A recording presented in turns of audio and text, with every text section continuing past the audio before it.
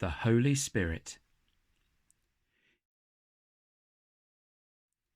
Jesus told his friends to wait in Jerusalem, to wait for the special helper he'd promised to send them. So they waited.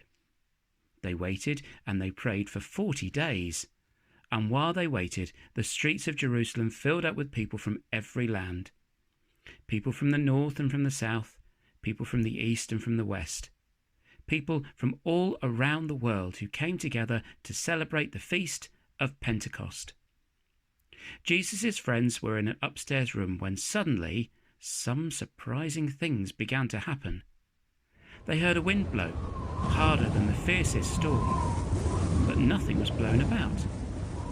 They heard the flickering of flames, and they watched tongues of fire lick and lap and land on top of their heads, but nobody smelled any smoke. Then the Helper came, the Holy Spirit, and he filled them all with the presence and the power of God. And what they heard next was talking. Strange words pouring out of each and every mouth. So they rushed outside, eager to tell the crowd what had happened.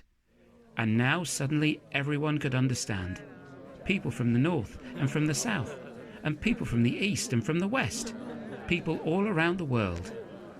For now Jesus' friends were able to speak in foreign languages, languages they had never learnt, all because of God's Holy Spirit. What better way to tell the world about Jesus? "So that's what it's all about," said a man from Spain. "That's amazing," said a woman from Africa. "Tell me again," asked a man from France. But there were others who thought Jesus' friends were just talking nonsense. "These people are drunk," one man shouted. "It's nothing but a load of gibberish." And that's when Peter stood up. Peter, who had been with Jesus from the start. Peter the fisherman. Peter, who had never made a speech in his life.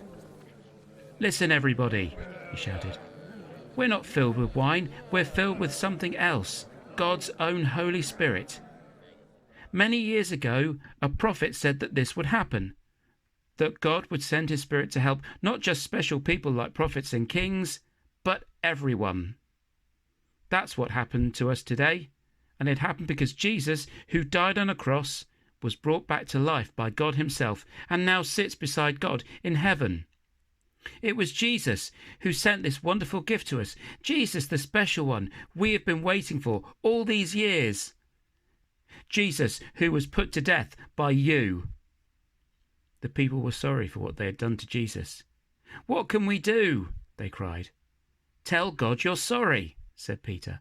"Let him wash away all the bad things you have done, and you will receive his Holy Spirit too." So that's what the people did. 3,000 of them.